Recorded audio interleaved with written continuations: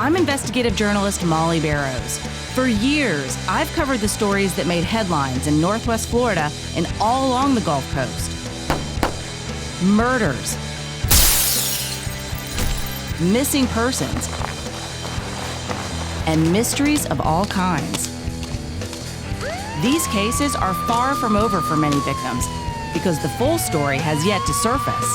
Join me for Gulf Coast Confidential, where I dive into the saltier side of the South and expose the lies, greed, and corruption that often weighs down the truth. It's time to turn the tide and get a shot at justice. Hey y'all, I'm Molly Barrows and welcome to the Gulf Coast Confidential podcast. You know, where we cover some scandalous crimes and cases, and one that we have been talking a lot about here on Gulf Coast Confidential is the case involving plastic surgeon from Gulf Breeze, Dr. Ben Brown. We've done several episodes on Ben Brown called Beauty Buyer Beware. We've done 3. Tonight will be Beauty Buyer Beware 4 because we've got a lot to catch you up on. We want to jump right into it. If you're familiar with the show, then you know Pam Hill, of course. She's a pharmacist and also a victim's advocate. She's experienced violent crime in her own family. You can catch up on several episodes that we've done on her sister's situation. But tonight we are talking about Ben Brown because we've had some big news, some big changes in this story. In fact, the state of Florida, the Department of Health, has issued an emergency order as of May 2nd that Ben Brown's license is restricted to where he can only perform medical procedures under the supervision of a licensed physician in a licensed facility, a state licensed facility like a hospital. So basically, he's the state. We have a copy of the order right here. We're going to go through it tonight. There's a lot to get through. I've also got reaction from Hillary's family. There's some movement as far as legislation goes too, potentially, as far as like getting some changes and whether or not physicians can operate and perform procedures on their own family. We've got some updates. We want to talk to you about patients, just share their stories with you, because we know now from this report, have a better idea, at least according to the state, of what happened to Hillary Brown. And her family is wanting justice, and we're still waiting for the results of that criminal investigation that's being conducted, the death investigation, I should say, into Hillary Brown's death by the Santa Rosa Sheriff's Office and the medical examiner's office. So we're waiting on those results, but I still have victims reaching out to me, patients of Ben Brown, sharing their stories with me. And that's what we want to talk about tonight, because there are so many people that have reached out over the months since this story first broke, sharing account after account of just shoddy work, infections. And I do want to be clear, too, that I have reached out to Ben Brown multiple times, including these latest stories that I've done, and he has not replied back. And we have also talked to patients that say that he's done great work for them. So, for the sake of fairness, you can read my past articles in the Pensacola News Journal. I've talked to multiple patients who both say good and bad. But tonight, we are talking about the patients who shared heart-wrenching stories with me. And Pam has also taken a look at some of these stories that they have shared. We have the diary of an older lady who does not want her name to be used. And I just want to mention that's like, I have more than 24 people that have reached out, sent me pictures, sent me medical reports, told me their background, poured their heart out because they are injured physically and emotionally, and that's in one of the episodes that we talked about, the emotional shrapnel of this case, because it wasn't just about the injuries and the damage that was done to their bodies. It was basically the mind meld that they got, or they said that they received from Dr. Brown, who continually told them that it was their body that was failing, that their body was the problem, that they were the 1%, the 2%, the 10% that reacted this way. So these people are carrying emotional scars as well as physical scars, and that's who we're focusing on tonight. So that's what we've basically set this up. And Pam, I tell you, when I read this report, I was floored, some of the things that came out of it. Right. And we know a lot about it. We don't know everything, but we know a little more than the average person because we've been dealing with it. And I've read this report 2 times. I've read this journal here from this sweet lady who is very intimate. It's very personal. It's very raw. Well, I want to be very respectful of her because she shared that. And I read that and this, and I'm not well. I know, and I'm interested in your perspective too when we dive into this report, because they list a lot of medications. And there's also some things that I intend to explain, because I had to do a little research and understanding some of what came out of this order, and differentiating between the different levels of surgery that a doctor is allowed to practice in a certain setting. So, for example, Ben Brown, his office is Restore Plastic Surgery. It's in the Tiger Point area of Gulf Breeze. And for those who aren't familiar with the Panhandle of Florida, it's basically Santa Rosa County is where his business is located, and it's a bedroom community of Escambia County, where Pensacola, the primary city in the area, is located. So he lived out there. It's gorgeous. It's on the water. He had a house on the water. That's where he and Hillary lived, and it was just around the corner from their practice. And so this was, according to the state of Florida, they thought that Restore Plastic Surgery in Gulf Breeze was basically a level 1 facility, which is what Restore Plastic Surgery is. It's a place where preoperative medications are not required or used other than minimal preoperative tranquilization. This is according to the Florida Board of Medicine. So anesthesia is local, topical, or none. No drug-induced alteration of consciousness other than minimal preoperative tranquilization. So I think in plain English, that's basically saying we don't expect you to be doing major surgery on people. Right. You're not putting them way under with anesthesia. You're not doing anything major that would require a hospital setting, because a hospital setting has what? It has life-saving equipment. It has licensed and registered staff, trained staff. It has just more resources available, as well as sterilization, everything from the venting system to the type of equipment that they use to sterilize surgical tools. So level 1, I mean, that's just basic standard of care that should be applied no matter your medical facility. But this was Restore Plastic Surgery was level 1. And what patients are telling us is that they were receiving procedures that are really required for level 2 and 3.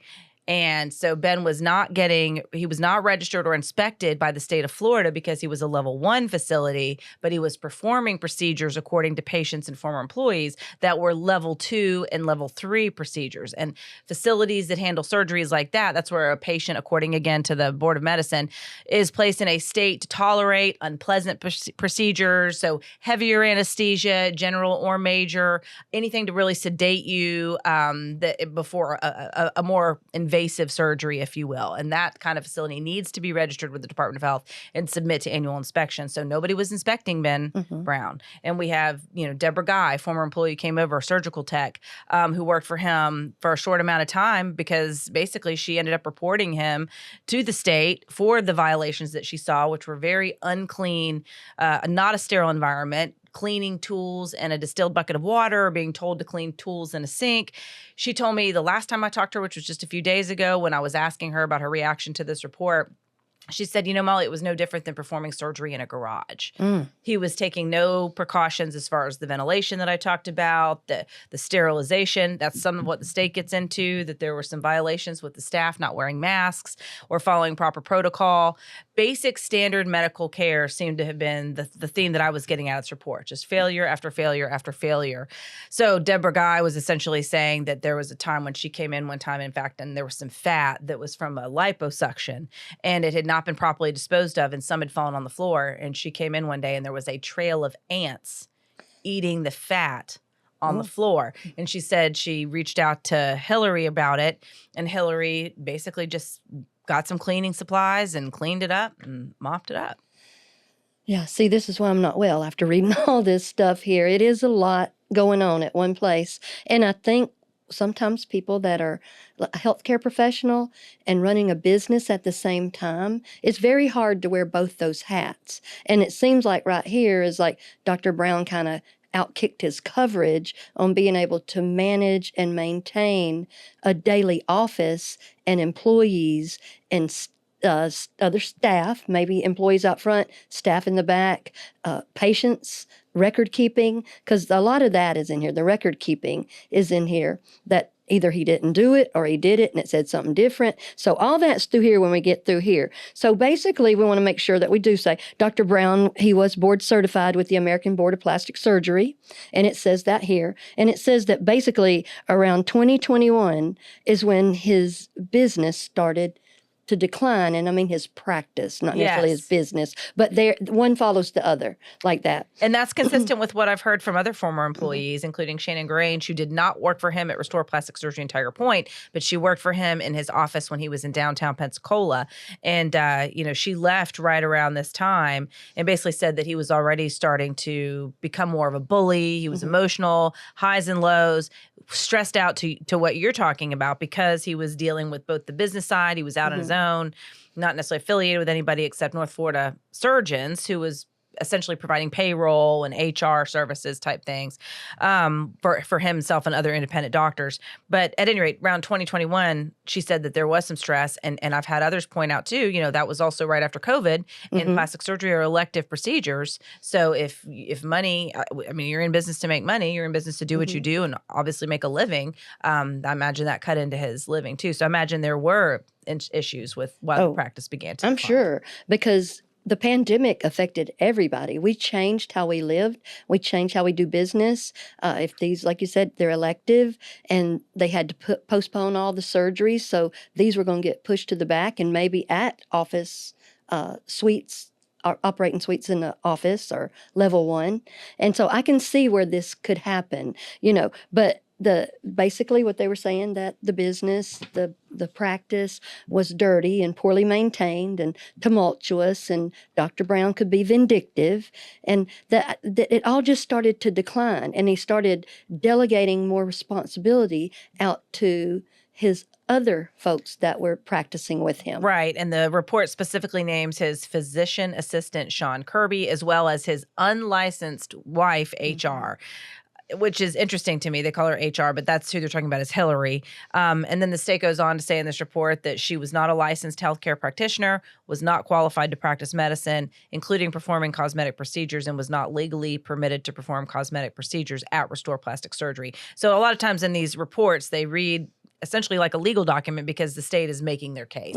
Here's what the law says. Here's how we found these people to be unqualified for their role. But yes, and then the medical assistant who made that observation that the practice was going into decline around 2021 went on to say that it was dirty, it was poorly maintained. And here's where it gets pretty spicy. Dr. Brown stored medication, including controlled substances, in an unlocked cabinet. Witnesses reported that staff would ingest Versed from the inventory to, quote unquote, take the edge off. So that's, again, just a violation of basic law. You don't keep controlled substances in an unlocked medication. You certainly don't let your employees, help yourself, having a bad day. Tell us what Versed is, Pete. Versed is a benzodiazepine, and that's sort of the same category as Xanax and Valium. They do take the edge off. It's for anxiety or to calm you down before a surgery. And no controlled substances, they should be under lock and key. Even in the pharmacy, we have to have a plan of how we have them distributed in our pharmacies, and we keep them behind 1, 2, 3 locks, so at least. So it never should be floating around. And there are some pretty strict rules for office use. And I'm not a doctor, but I'm sure they've got their own there. But I know it's not open bar at the OK Corral where you just go take you some Versed. Right. I know. I think you're exactly right. Well, the report then basically goes on to talk about Dr. Brown's office again. A little bit here was with the tumultuous, poorly managed, and that Dr. Brown could be vindictive. And then they begin to list facts related to the first patient referenced in this report that they're basing these basically fact findings on.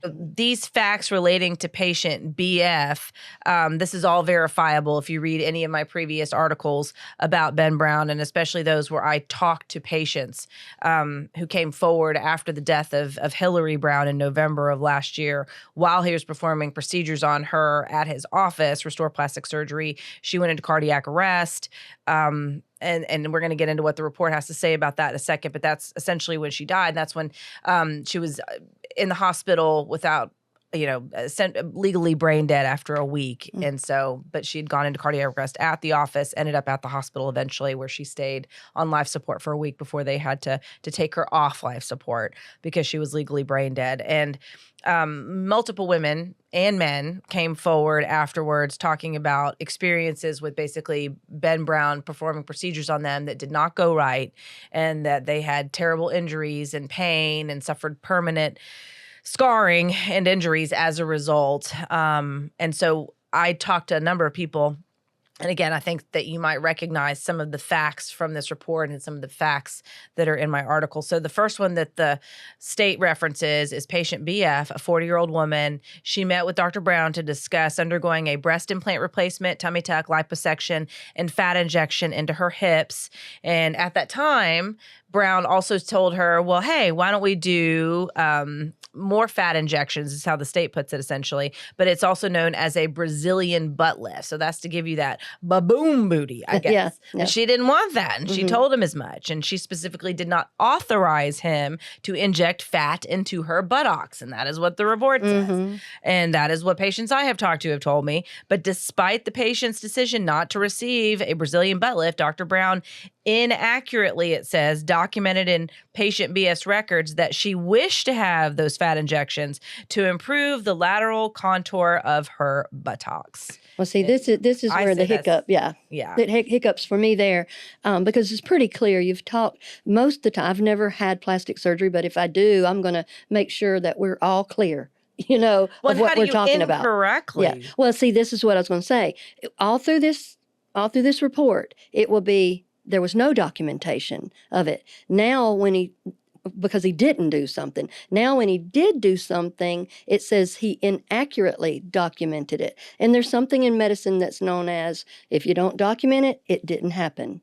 So that's why it's mostly to protect the patient and us. Like when we offer patient counseling and they're walking out the door and go, I don't need it, like that, you document it.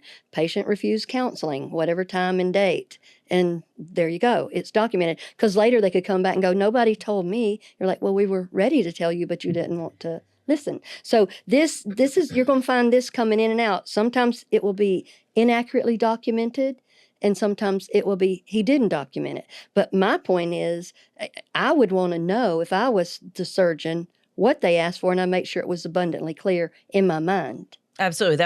I think that's the bare minimum of what a patient should expect from a doctor. Right. And I'm sure a BBL or a Brazilian butt lift is a high profit surgery. Yeah, that's interesting. And also when it comes to the reports, something that goes through my mind is his office has been closed since basically Hillary was transported after her cardiac arrest. That was November 21st of 2023.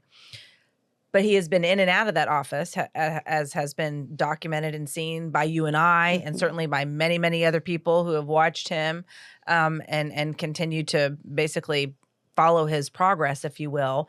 The bank is foreclosed on that property, but yet he's still there. So I don't know about medical record keeping. I don't know. I'm sure, like everything else, a good bit of it's digitized. But if I'm an investigator, if I'm the state health department, I'm looking at the months that he had to that office all to himself, and knowing that these patients are coming forward. We've been reporting on this since it happened and talking about the patients that are coming forward.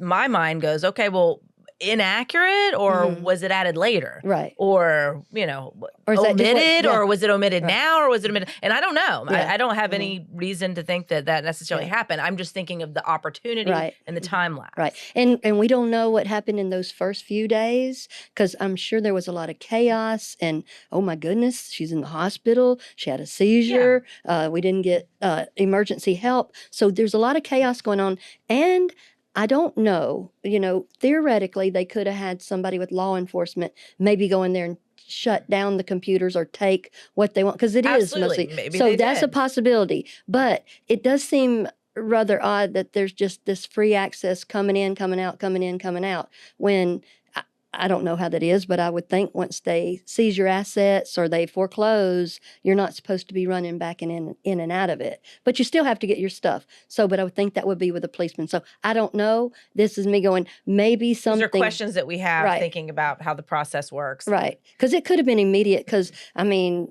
this story was happening within a week. Yes. Well, and then the report goes on to talk about she went to Baptist Hospital for the first phase of her procedures, which included the liposuction, abdominoplasty, and breast implant replacement.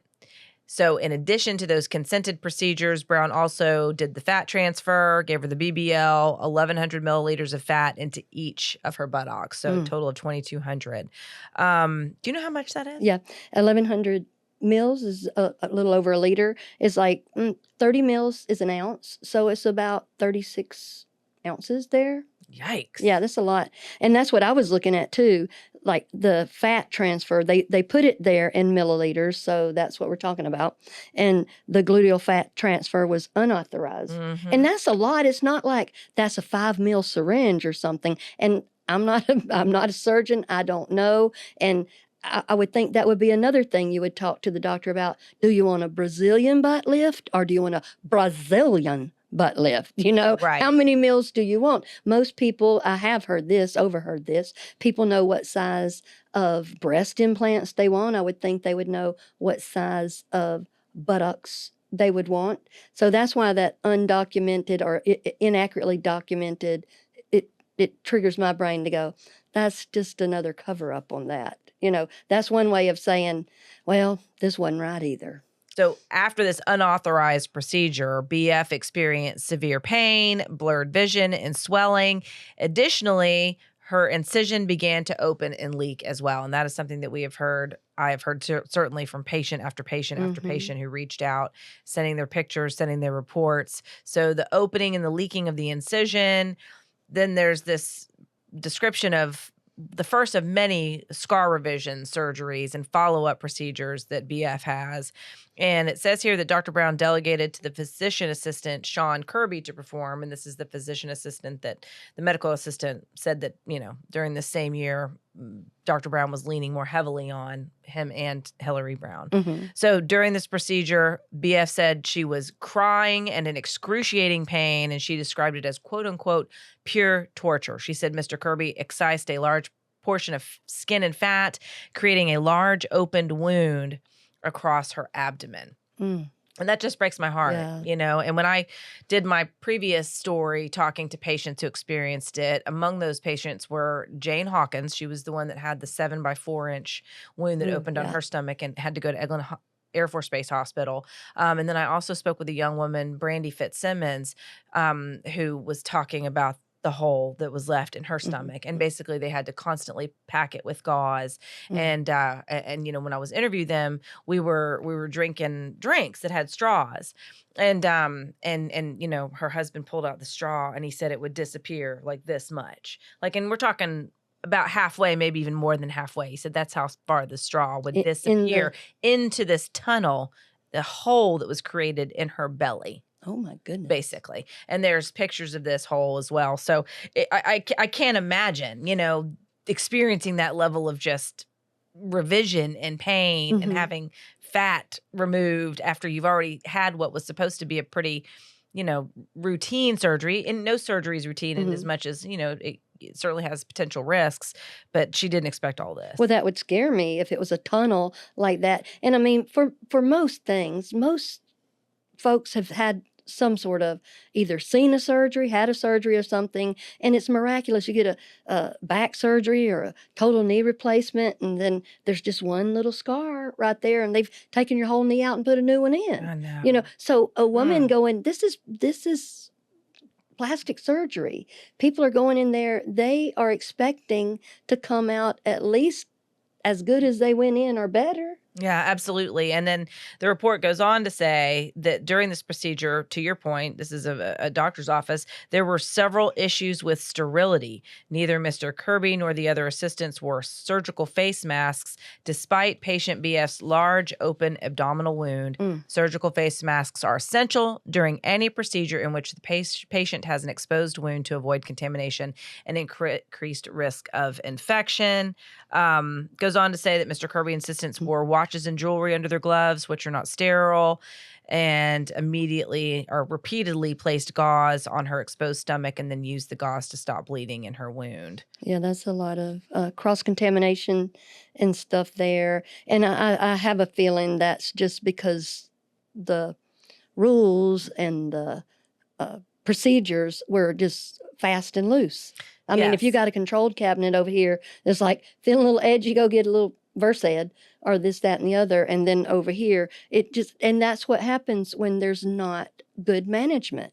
I mean, you have to either get a manager in there or either be really good at it. And here's what usually happens. You get really good at the business and your professionalism falls off. Your surgery falls off, or either outside activities. You're staying out too late, partying, doing this, that, and the other. I heard a young man one day, he was having to go to court, and he said, I sure hope this judge's wife made him a good breakfast this morning. Right. You know? It makes a difference. Right. So I was thinking about this with this, I sure hope my surgeon got plenty of rest and got to watch his favorite TV show and nobody's fussing with him and stuff. But come to find out, some of that chaos is what's happening here, and they brought it to work with them. Yes, and that again is verifiable and consistent because we've heard account after account of former employees as well as patients who describe, and her family who described, that they had a tumultuous relationship, that there was trouble at home, if you will. She was not happy. She was anyway. Those are whole other segments. If you want to catch up on some of the unhappiness in that, you can check out Beauty Buyer Beware 1, 2, and 3. And we'll get through this report for 4. But yeah, this is all consistent with other accounts that we've heard, that there was chaos at home, chaos in the office, and that spread to the employees. And so Deborah Guy felt like she needed to stay as long as she did, which wasn't very long at all, because she was concerned about patient safety. And I think, she and Shannon Grange felt the same way, that when they, Shannon was well before Deborah and was there during a time when he is actually very proficient. We have talked to patients that have sing his praises, that they never had any problems with him and went back to him multiple times. And even Shannon said that he had performed a procedure on her son, and I thank her as well. So I'd have to go back and look at my notes on that one. But at any rate, she watched him essentially deteriorate from the man that he was when she first started working to this tumultuous environment. But she said she also felt like she needed to stay because they feel this sense of responsibility. And the other part that I feel like is consistent in why they might want to stay and feel the sense of responsibility. One, I imagine that's the heart of a person who's in the medical field. Right. You truly get into it to want to help people. But two, I feel like listening to so many patients as well as employees, he sounds like he is initially very charming and the kind of person that you want to please. Like, oh my gosh, he's the surgeon and he's very impressive. He has this great education and this fabulous life and he's doing this work that's helping people that they want done, and I'm excited to be a part of it. But then, he's inconsistent with how he treats them. One day he's in a good mood. One day he's in a bad mood with the patients as well. One day he's, caring and concerned. Another time he is busy and unconcerned and hard to reach, according to their accounts. So I imagine that's got to mess with your head. I'm sure. You become emotionally abused almost. And you're wanting to please him and feeling the sense of responsibility to these patients that I don't think was fair to ask of them. That was his responsibility. Well, and that's what I was going to say. Regardless of the watches, the mask not wearing, the cabinet being open and stocked for everybody just to get into the controlled substances is nobody's responsibility but Ben Brown's. That's exactly right. And so this is why we have a report here. Yes, and people will follow a good leader. Somebody that is confident, someone that takes care of them, doesn't throw them under the bus, And so they were probably rising up to a level of where they were incompetent, and that's not fair to do to people. No, and again, I refer back to Deborah, and she was saying that, they didn't want to hear it. She was like, you're not following basic state safety medical protocol. You're putting patients at risk. This is a violation. And they essentially said, no, you're wrong. We're right. You're out. Right. But she said that a lot of these folks stay in touch with each other and they talk to each other. Yeah. And I think it's, because it's probably, I think it's this feeling of, oh my gosh, we saw it all happening in front of us and now it's all falling apart. And we saw it before it happened and kind of saw this coming, and each in their own way, they tried to do a little something about it. Some felt more empowered than others. Some, I think, were just very inexperienced and young and didn't know what to do. Right. But she said that there was a person that he hired to do her job afterwards who wasn't even as trained and skilled as she was, but she got a bump in pay. So suddenly she's the person that sterilizes the tools and whatever. Yeah, I'm sure it's trauma bonding. They're Yes, that's a good word. Yeah, when you go through an experience that's horrible with people and you survive it, is what keeps you together. And you're basically like, we're not crazy, are we? Right. Right. Because that happened. Did that just happen? Well, right. just reading this report, I had to ask you. I'm like, I'm not well. What did I just read? I know. And so the report continues to go on because patient BF had numerous follow-up procedures, everything from, laser to treatment, which apparently Hillary performed according to the state. And because she's not a licensed healthcare provider in the state of Florida, according to the report, she had no business doing that. And that was for a scar revision surgery. And then they basically list some more times where Mr. Kirby, the supervising physician, Dr. Brown, as Mr. Kirby's supervising physician, Dr. Brown was responsible for ensuring that he adhered to appropriate safety practices, meaning the minimum standard of care requiring practitioners to maintain a sterile field when performing procedures on patients, which includes wearing a surgical face mask. So they list some more details along those lines. And essentially, it concludes with, just an interview as recently as February of this year. They said patient BF was interviewed by the department. Patient BF reported that her body is disfigured from the treatment she received from Dr. Brown and his employees between 2021 and 2023. And ironically, that was on Valentine's Day of this year, 2024. And I was like, isn't that something? There's words in here like vindictive, disfigured, tunnels. These words are not words you hear with healthcare a lot. You hear them, but they set off the 5-alarm fire. But then her to report all that. And then what they were saying, these things that people were not licensed to do, is injections constitute the practice of medicine. Okay. And so they may not be performed by unlicensed individuals, regardless of who it is. Your wife, anybody you grabbed off the street. Mm-hmm. And I think I've told you before, one time, I have a friend that's a surgeon, and he was dating this younger woman, and he wanted to impress her. He let her come in and do surgery, and the people standing around, the other people, reported him, and he got himself a behavioral contract where he had to go to meetings and stuff just like somebody impaired on drugs or alcohol, which that's okay. If you're impaired, get help. But he wasn't making good decisions. And if people didn't step up and say, he was a cardiovascular surgeon. So it was hard for them because, these are impressive people. Ben Brown's not a dummy. Right. And he's definitely talented. He was known as a golden boy in the beginning, but life on life's terms, crazy stuff happening, no telling what else. I don't want to say because I don't know, but something changed. I know. I agree. And I'm talking to several people. They have their opinions as to what happened, but we don't really know until we hear from him. And he has declined requests for interviews so far. I did think that it was, when I talked to Brandy Fitzsimmons for my article, she had numerous pictures and videos that her husband took of these revision surgeries when they would go back to restore plastic surgery. And she showed me how they weren't, just the lack of sterile procedures. Well, that's real important.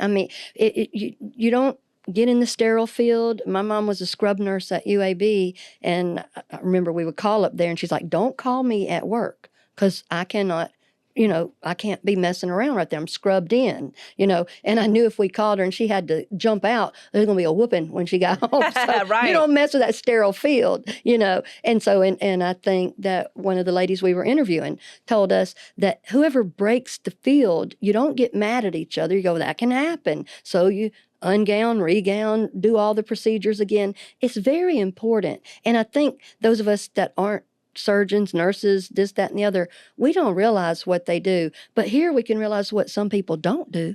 Right. And that was Deborah who was talking about that. Okay, yeah. You're exactly right. She that's what she did, was make sure it was a sterile I want her scrubbed in if I have surgery of any kind. I know. She's committed. Yes. And I would say a lot of these folks that we've talked to are. Definitely. And then in this other patient that the report goes on to refer to, this is JH, again, verifiable. You can check out my interview with Jane Hawkins. And you're going to to see a lot of familiar facts in this too. But 55-year-old woman went to Restore Plastic Surgery to talk about cosmetic surgery with Dr. Brown, including the removal of her breast implants. In my interview with Jane Hawkins, she talked about the need her doctor recommended for her health. She needed to have her old implants removed. So in doing so, she decided to have what's called a mini mommy makeover, which is while I'm there, she wanted to use her own fat to rebuild her breasts, and she wanted to have a tummy tuck and use that fat from her tummy for the boobs, and whatever else. But you know what she didn't want? She didn't want a Brazilian butt lift. You know what she got? A BBL. Yeah, yet another one. And that's according here to the State Department of Health, that despite patient JH's decision not to receive a BBL, Dr. Brown inaccurately, once again, documented in patient BF's records that she wished to have fat transferred to her buttocks. Well, it wasn't that it was not inaccurately noted. It more accurately would be he was just playing God. He decided she needed a BBL. Yeah, according to the state, he even told her patient JH confronted Dr. Brown about her enlarged buttocks, and Dr. Brown stated that he performed a BBL and thought that she would quote unquote love it. Mm-hmm. That's what it says right there. She would love it. Yes. And I found an old Facebook page of his where he was working for a different plastic surgery group. And in his description on that page, he described himself as the Michelangelo of plastic surgery. So it does make you wonder if he doesn't consider himself. Well, looking at these last bunch that he's done, that's what baffles me. I don't know how you can look at what you've done and not be offended yourself. I mean, disfigured is the right word, and it makes me hurt. I know, for these ladies. I just don't even know the right word. It's just the oddest feeling because it for permanently them. changes their body. Yeah. I mean, not only do they go through, it's tough enough that you've made the decision to do this elective procedure. You want to look better. Not only are you not looking better necessarily, you're feeling a lot worse. And in Jane's case, I mean, take a look at the pictures. We want to warn you, they're very graphic, but I mean, even the state describes it 7 inches by 4 inches and a half an inch deep. She said her husband could see her muscle wall, and he's a military veteran. And when she went to the emergency room for help, when a nurse friend of hers came down, it was just, and this is a similar account that I've talked to personal injury attorneys who have represented patients of Dr. Brown's, and they basically said that is the common theme. Many of these cases they haven't taken on, but some they have represented because they qualified essentially. That these women had he would take too much skin, according to what I was told. These experts would say, or when they were evaluating some of these injuries or problems that women were having, take too much skin and then try to squeeze too tight, and then the stitching wouldn't hold, whether it was staples or whatever method he was using to try to keep the incision sealed, it would break apart and leak, and then he wasn't giving the right wound care advice, and it was causing more problems. In Jane's case, they put this compression garment on her that just was a nightmare, painful. Her husband was digging through the garage for every tool that they could find to cut her out of it. She was so miserable. Having a difficult time getting hold of Brown's office as well at this time, because they were mostly all communicating through this particular app. And so anyway, finally gets to the office, and when they get this compression garment off, she's got necrosis all over her stomach. So then they have to cut out more skin. So that's even less skin that they have to work with to cover this wound. And instead of admitting that there's a problem, he just continues to have her come in. And even the state gets into how he finally had a breakdown, essentially. And before I even get to that, it talks about, she keeps going back from the checkups. He's not creating or maintaining a medical record documenting some of these appointments. Talks about the necrosis that they took out. Again, she goes back repeatedly. He's trimming excess fat. He's changing the dressing, but he's not properly documenting the size of the wound. He's not describing it, the shape, the appearance, as this just continues to deteriorate. They dropped the ball on the wound care, because that's a consistent theme in everybody's story. Yes, is the exactly. wound care, and they just ignored it or kicked the ball down the road. And I mean, anybody knows if you don't have enough covering for something, even making up your bed, if there's not enough sheet there, it's going to pull off. But they doubled down on this stuff, and necrosis means dead tissue. Yes, the tissue's dead. And so if you put a compression garment on top of it and it doesn't have any air, and for a grown man to have to go get tools out of the garage, she was panicky and hurting and thinking, what is happening? Nightmare. Alternate universe, parallel universe, So all that going on, but this diary that I've read,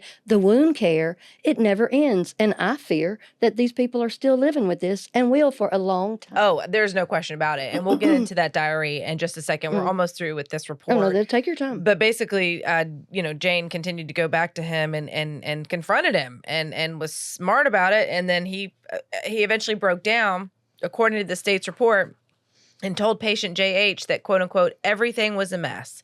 Patient JH continued to decompensate until her friend, who was a nurse, came to help her. The friend immediately took her to the emergency department. The consulting surgeon observed her wound and stated that it was, quote unquote, horrific, and that she had never seen anything like it. And to this day, patient JH still has constant pain in her diaphragm, abdomen, and hips. And when I've interviewed Jane Hawkins, she talks about how she has to wear athletic wear now because it confines and constricts, because if she doesn't, she has pain in various parts of her body. Right. She's like, I don't necessarily want to wear athletic wear all the time. Right. I'm not trying to look like a tennis Sporty player. Spice. Right, Yeah. Sporty Spice. Yeah. She said, but Well, but it she's makes cute it more in it. comfortable. Yeah. Oh, she's beautiful She's inside and out. Yeah. Well, and on these right here, these are ladies that are eloquent. They're well-spoken. Educated. They're not afraid sweet. to speak up for themselves. They asked for what they wanted, and they saw this abysmal thing happening, and they're asking for help, but they're being pulled in and a race to the bottom. Right. Told that it was their bodies that were the problem. And it takes time. But here's one thing I'm seeing. With time, or saying I didn't document it this way, or creating a smoke screen or something like that, with time, you can fool around long enough, you can't take any case against medical malpractice. Right. And that's what some folks are saying, and I'm going to dig into that a little bit more. Right. But I have read where, no, I think you're right. No, that's I meant to bring that up earlier anyway, but I've read where essentially by performing these procedures in the office, and a lot of this was cash based and wasn't covered by insurance, there was no one else to oversee. There was no one else to say, hey, that's a problem. That's not the right way to address this. Yeah. And dragging it out past the statute of limitations, potentially to where they could file a lawsuit. But in previous episodes of Beauty Buyer Beware, you can hear more about what some of the challenges were legally for these patients to pursue him. And the two main reasons in a nutshell were he had some of them sign arbitration clauses, which are supposed to be illegal in the state of Florida, but a lot of doctors are finding ways to get around it by changing the wording just enough. That basically means if you have a problem with the work that we do, we've got to go to arbitration to deal with it. You can't file a civil suit. Wow. Okay. So, and that's one of the few recourses that we have in this country to deal with, personal injury like that. And then the other reason was he kept the lowest minimum standard of medical malpractice insurance. It costs a lot to keep malpractice. Well, he is right about one thing, Dr. Brown, is everything was a mess. Yeah, he wasn't wrong. And then here's the facts relating to HR, which is his wife, Hillary. And it says, basically it gives the account of her day. On or about November 21st, 2023, Hillary was scheduled to undergo cosmetic surgeries with her husband, Dr. Brown, at the Restore Plastic Surgery office. She was scheduled to undergo a miniature muscle plication, abdominal scar revision, bilateral arm liposuction, lip injections, and ear adjustment procedures. This is according to the state. Little tummy tuck in there. Yes. And by the way, this lady was so beautiful. I can't imagine her needing anything else. I don't. And teeny tiny, like 90 pounds and she was cute 4'9". as she could be. I know, so little. But it says the morning of the procedure, Hillary prepared her own tumescent solution, which is essentially an anesthesia solution. Yeah. And it said this included diluted lidocaine, epinephrine, and sodium bicarbonate. She filled 1 to 2 IV bags with the solution. What is all that? Well, it's just, like you said, it's just a little numbing type agent there. She just made it. We don't know if she measured. We don't know how much she put of each thing. So that's why you never prepare your own stuff either. You shouldn't prepare your family's stuff, and you shouldn't prepare your own stuff.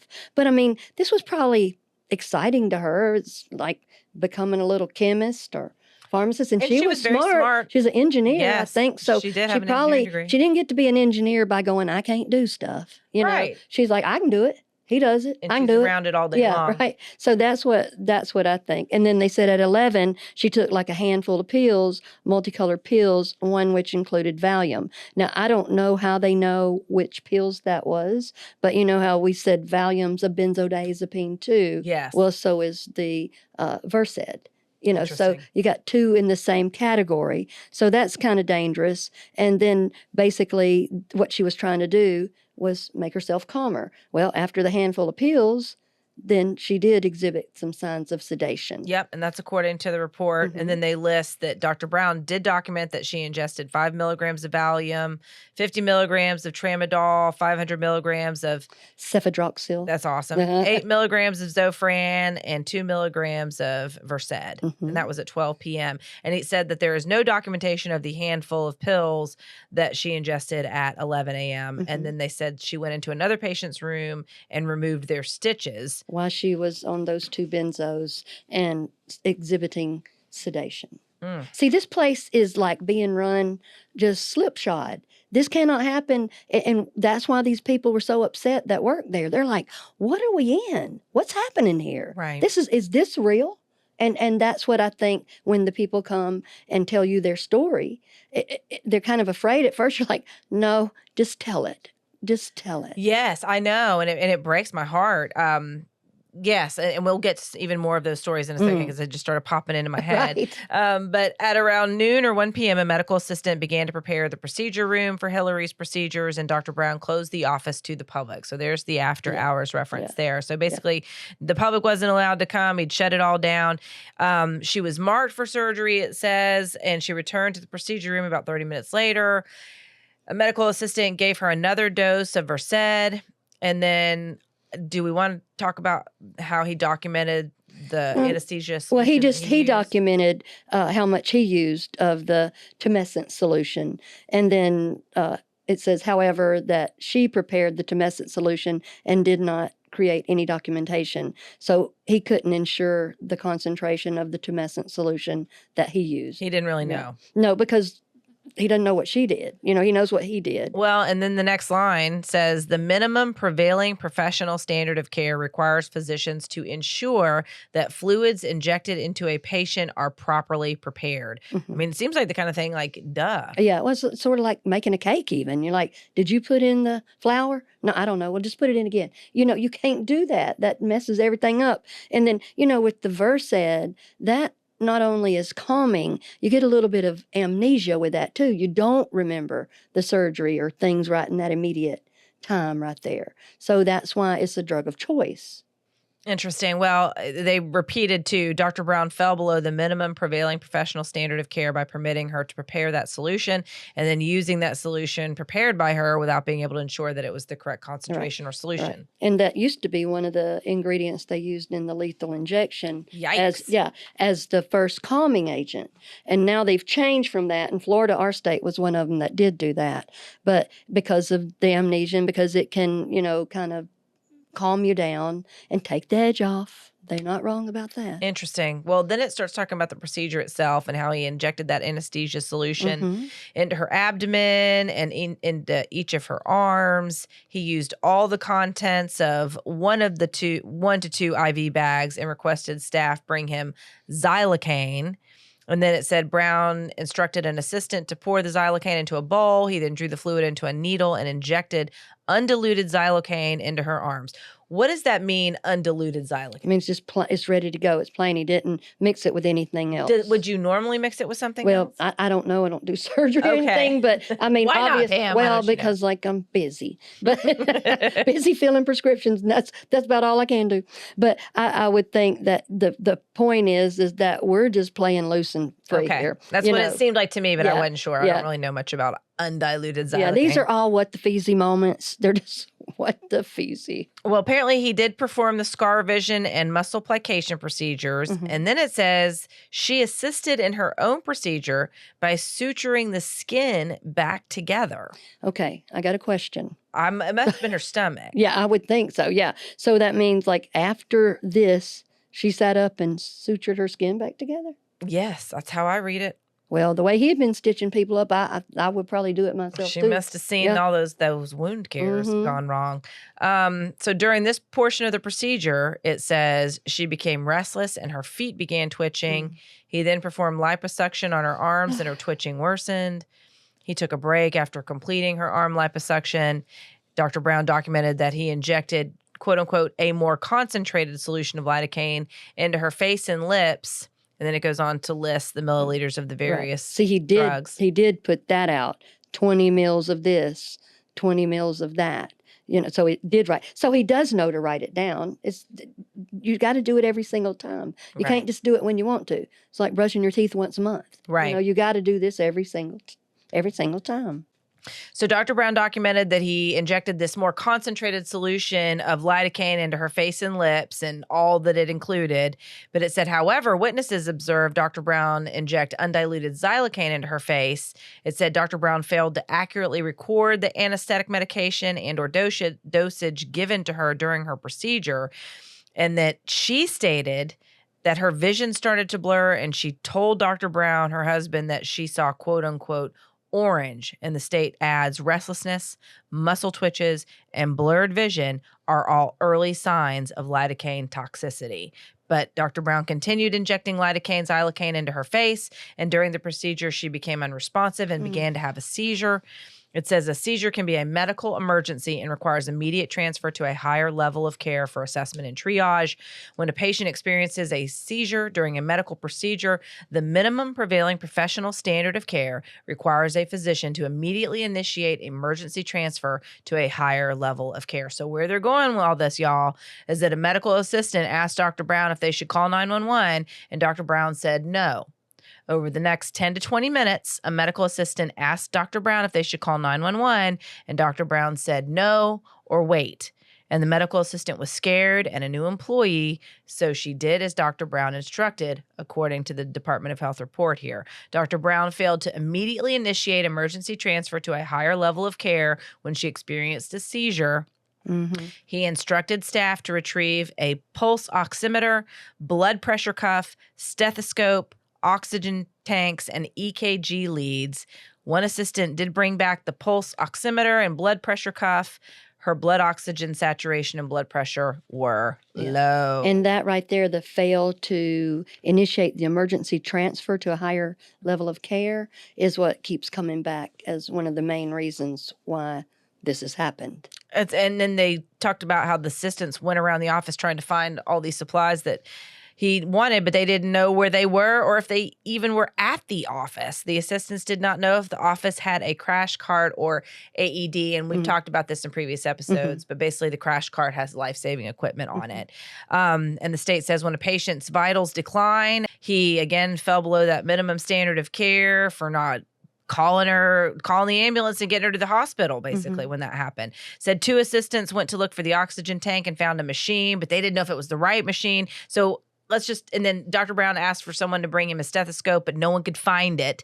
And then he turned and shouted at the staff, asking them, what medication did she take? What did she take? So what I'm taking away from all these points is it just went to hell in a handbasket. Yeah. It was chaos. See, somebody has to be in charge. And that's why in any place, even at the pharmacy, when we give vaccines and injections, and when people come in and say, I don't feel well, we get a pharmacist there near them, or we always, before I give any vaccinations, I make sure I have my EpiPen in my coat pocket. And I've made sure all the people in the pharmacy knew how to use it if they needed to, or at least I don't go out there and go, well, I think it's over here on this little cart. I'm going to have it in my jacket. So in case something happens, because things can happen. But if you're not planning it, and if you get scared, everybody else is scared too.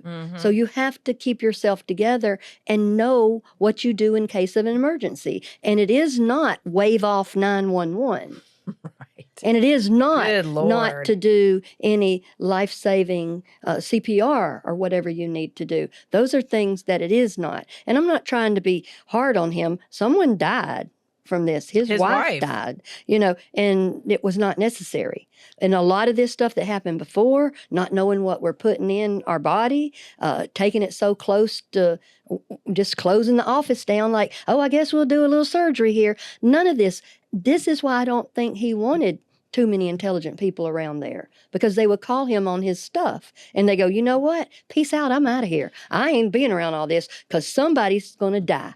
And they did. I know. Actually, Deborah Guy said that she told Hillary before she walked out the door, she said, the way you people are running this practice, someone is going to die. She said, I had no idea that it was going to be her. Yeah. When I said that. And I mean, and nobody wanted to see that happen. No. Certainly not, I don't think Ben Brown, certainly not her family, but I think that's how they feel about this. If especially learning about all these previous patients that had complained and come forward before, why was he allowed to continue with virtually no oversight? Because I think you're right. He didn't surround himself with a lot of people who were going to call him out. Deborah Guy, again, is an example of that.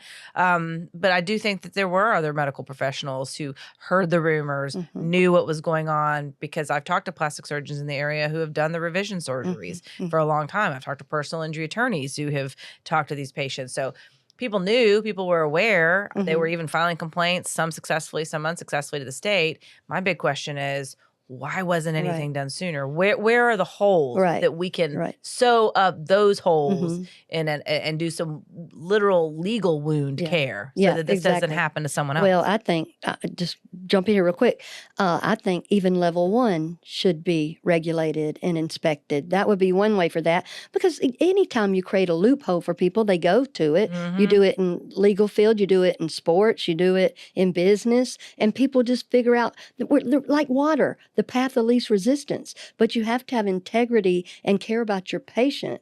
I mean, just making money is not what it's all about. If that's your primary thing, look what happens. And I'll say it again, nobody in this building is more responsible than Ben Brown for how this went. Medical license. That's right. Everybody's practicing on his license, just like at the pharmacy. If I'm the pharmacist of record, everybody's practicing on mine. So you want to make sure everybody's doing what they should be doing and meeting the minimum prevailing professional standard of care, which is what we hear over and over again in this. And the state basically said that he failed in doing that because he needed to be aware of whatever medications the patient was taking prior to procedure, that he failed by allowing her to administer her own medications, failed not knowing what medication she actually took in addition to her preoperative meds. And then it says after about 10 to 20 minutes, her breathing was shallow, her pulse and blood oxygen levels were low. That's when Dr. Brown asked the assistants to call 911 and began performing CPR. At 4:13 p.m., an assistant called 911 and requested an ambulance. First responders arrived shortly after that and began CPR and intubated her. EMS then took her to the Ascension Sacred Heart Emergency Department in cardiac arrest with an elevated lactic acid level and suspected lidocaine toxicity. She never regained consciousness, and after several days in the hospital, she passed away on November 28th when they took her off life support. So anyhow, this is essentially...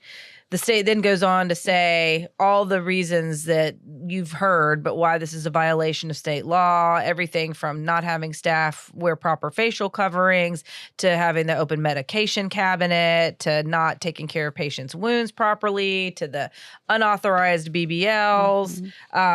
They talk about the importance of patients needing to trust their doctor. And it said when they were considering basically how to restrict him, they felt like he was making a lot of these decisions in his office, and perhaps if he were in a supervised environment that was state licensed, where you could ensure sterility, ensure safety and well-being of patients undergoing in-office procedures, it would be better to limit that exposure to serious danger to the health, welfare, and safety of the public by limiting him to performing in a state licensed hospital under the supervision of a physician. But my thing is, like, he's capable of all this. So basically he gets a babysitter and you trust him. Like that to me is like kind of a weak response. Well, in my opinion. This puts pressure on the institution and pressure on who chooses to be his mentor. or supervisor. And I just wanted to say in here that medical doctors must also have good judgment to ensure that individuals that they delegate the provide services to their patients are licensed and trained. So whoever is in there with them. He delegated a lot of medical tasks to Hillary, including the laser treatment and the injections, without her maintaining any license or apparent supervision.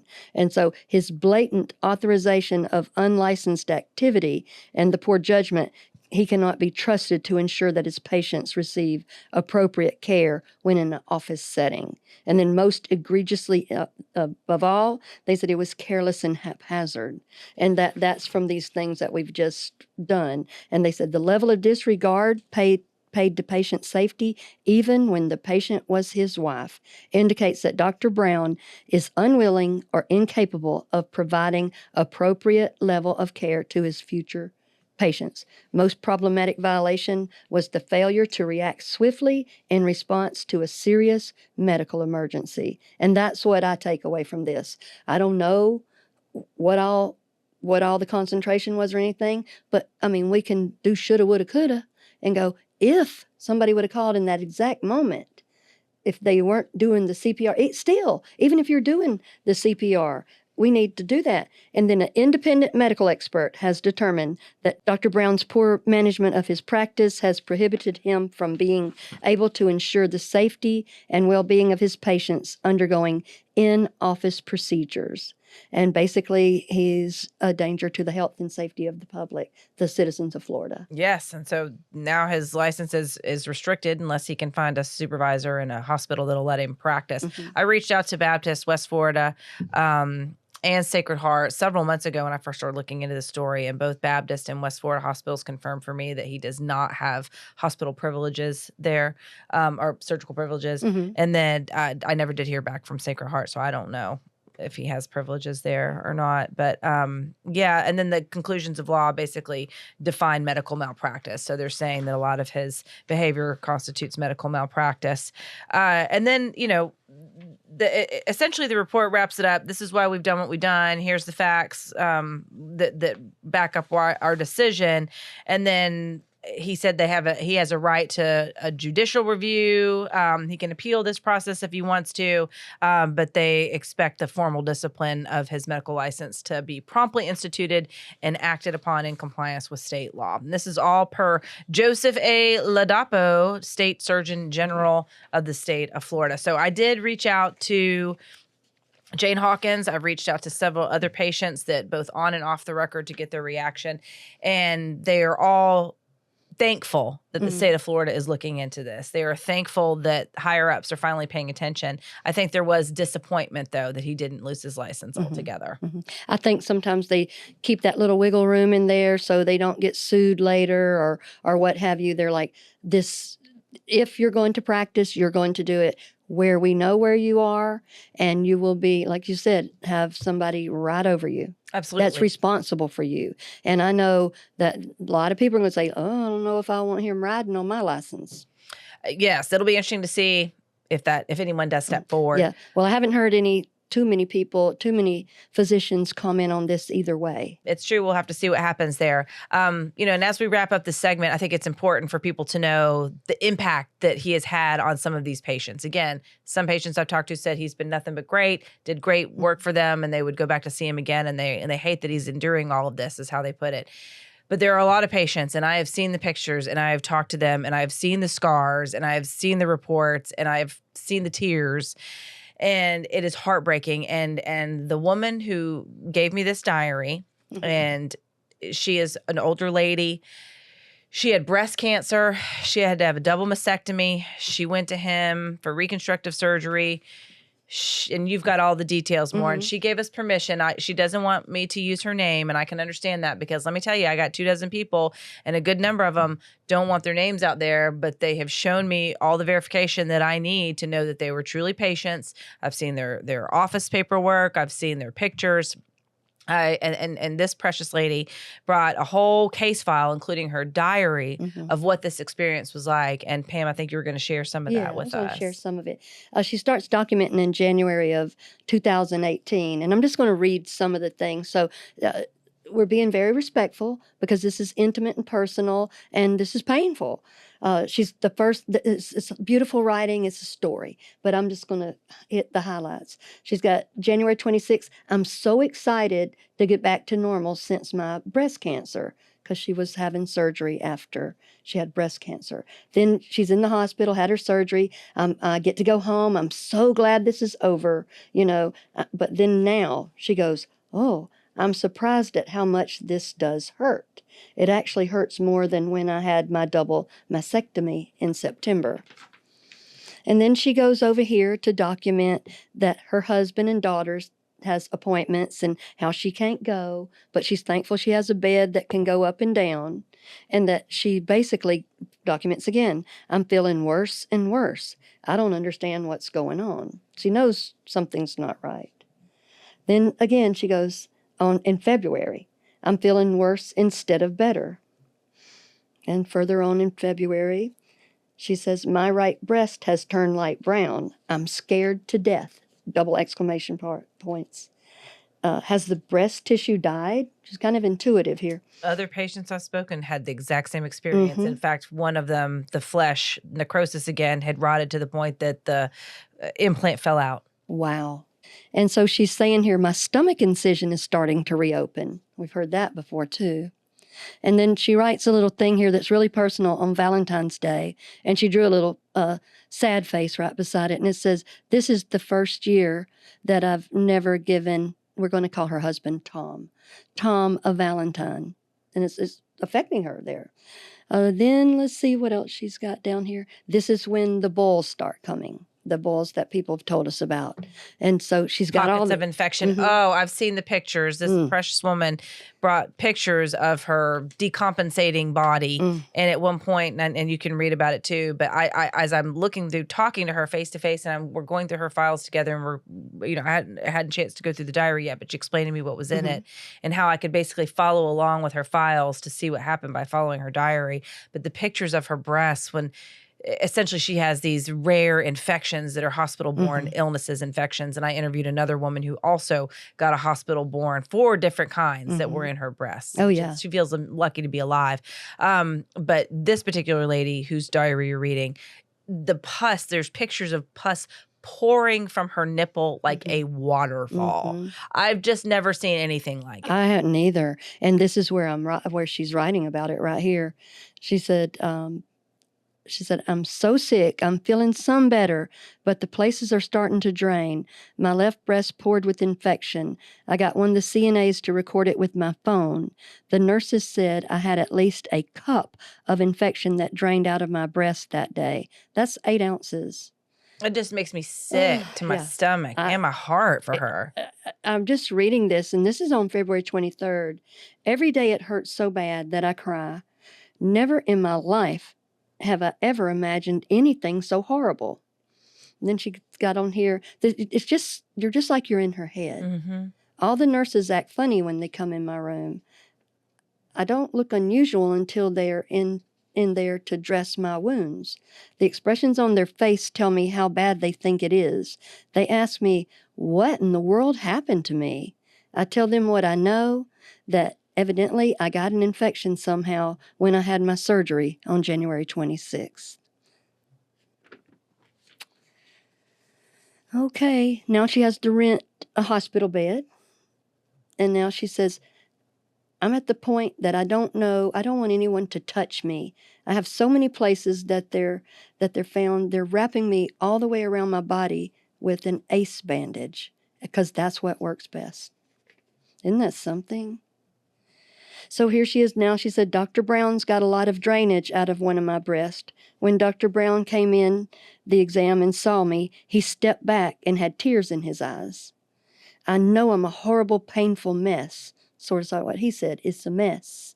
She said, I am a horrible, painful mess. That just hurts my heart because I do feel like that's what a lot of these patients were led to believe. Yeah. That they were a mess, that they're the problem. I truly don't know if I will recover and live through this. Okay, now she's got medical supplies for her wound care, and I'm skipping over a lot of this because it is very detailed. I get nervous when it's time for them to come because it hurts her. And then she documents on here she's missing her grandson's second birthday because she's in the bed. And her husband's having to do all this draining and using a needle. And he doesn't know how to do all this. He's had to learn. Well, and that's another consistent thing that I've talked about. When I talked to Jane Hawkins, this took a toll on her marriage. And it was hard on her husband, who's a veteran, to see her in that state. It brought back, memories for him. Brandy Fitzsimmons recently married. Her husband had to take time off from work to help care for her. It interfered with a big trip that they were planning. It left her injuries that impact their relationship. These are lifelong problems that have been caused by these, in some cases, elective procedures, but in some cases, they needed to do it for medical reasons, and it came out worse than before. Right. Well, even if it's selective, we shouldn't You're not be electing having this. Yeah. This has gone south real fast and in a very intense way. All right. Then the head nurse came in and said that they would use the bleach now to help with her wounds. Then their 31st wedding anniversary, that they can't really do anything because she said, I'm still a mess. That's how she kind of describes this. And it makes me kind of sad. It makes me sad. And then she missed her mom's 86th birthday. And then she says, Tom has taken care of her. She said, I love him so much. It's just so sweet to read this. Then I have to read this part here. I sort of think of myself like the leper in the Bible. I know he was completely covered with sores. Dr. Brown and Dr. So-and-so have no idea when this will stop spreading. It is so painful, and on my side, there are knots almost up to under my arms. Bless her heart. And I've seen the pictures of her body with the scars afterwards too. And that's the other part that breaks my heart when these patients share these stories, because, I'm a stranger to them, really. We're strangers to each other. They're coming to me for help and to be their voice. But in order to tell their story, they literally expose themselves, body and soul. And to see these scars, physical as well as emotional, it's heavy and it's painful. Oh, My yeah. heart hurts for them. Oh, yeah. Well, and this is 100% matching up with all the other stuff that we know. She started timing her pain pills so she would get the maximum, because she had to take a pain pill before her husband would drain the places. Because it hurts. Yeah, and she calls them the places. She said, how much longer, if ever, will this stop? Then she goes through some Blue Cross Blue Shield thing, which is like my kind of thing. The pharmacy, they pick a medicine, the Zyvox for her, which is $3,300 for 2 weeks, or $120 a pill. Actually, that's a whole nother thing I even forgot about. Yeah, some of the other patients I talked about, some of the ointments and medications that they recommended Compounding. were ridiculously expensive. Yeah. Like, anyway, go ahead. And not available easily. You have to get them from Atlanta or whatever, And basically, then her hair starts falling out. Then she talks to a lawyer about Sacred Heart because she was told that it was Sacred Heart's fault for some equipment that they didn't sterilize properly. Right. And then they recommended that she have the laser stuff done on these places instead of all the antibiotics. She tried so many different antibiotics, and this has just been just on and on They're and on. just throwing everything but the kitchen sink Right. at it, trying to figure out how to tackle it, this Right. infection. And then her husband's 70th birthday came up while this was all going on, and she had planned to throw a surprise party for him. She didn't get to do that. Bless her heart. And this lady's an optimist. She really is an optimist. She's a woman of faith. Right, and she's made friends everywhere she goes. She's delightful. And she said, I feel like there's a tight rope around my stomach and my breast, just pulling me forward, pulling me tight. And she just feels like she's not getting any help. And then finally on here she goes, am I going to have to live like this the rest of my life? And so she's missed so many things with her family. And when she went back home to see her mother, she showed some friends, and she said her friends just cried. Then she had another occasion where she went to play the piano for some of her friends so they could sing, and she showed them, and they cried too. So it's something that's very moving to another person, not just a woman, but another person. So all this goes on. She has her second anniversary since her mastectomy, and basically at the end, she's like, God has been so good to me, and I am thankful to be alive. I can't understand why no one wants to help me now. I know. That's what just kills me, because they just feel so responsible for what happened, and then they're hurting. And in her case, she feels like she's dying. Jane Hawkins felt like she was dying. So many of these patients I've talked to felt that way at some point, and they weren't getting the level of response that they needed from their doctor or from the staff, you know, They and move so they them feel around, helpless. to another doctor, or been told again, it's your body, just eat right, take more protein. So many times in here, I heard the word protein. So your body will heal quicker, which that's true, but this is not the problem. These are infections that are inside that are oozing 8 ounces out. Right. Talked to other patients who he also told them to take more protein. They ended up putting on a ton of weight, which was not what they wanted. It's why they went to have some of these procedures done to begin with.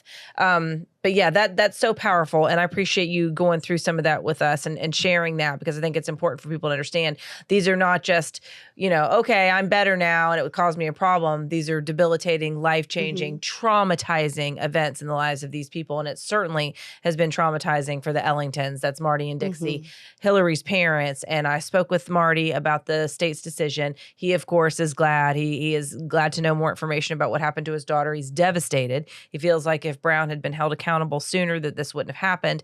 And he is really pushing for what he calls Hillary's Law. We talk about it in other episodes as well, but essentially he wants to make it illegal for doctors to be able to perform procedures on family members to operate on their own family. He's spoken with our local representative, Alex Andrade. I also spoke with Alex Andrade. He said that he is going to draft legislation and present it in November during the next legislative session in Florida. And when we spoke on the phone, he said, I don't understand why this isn't something that's already on the books. And we talked a little bit about that and how the American Medical Association does not recommend, says that surgeons should not operate on their own family members. But then in many states, including Florida, it's not definitively defined, if you will.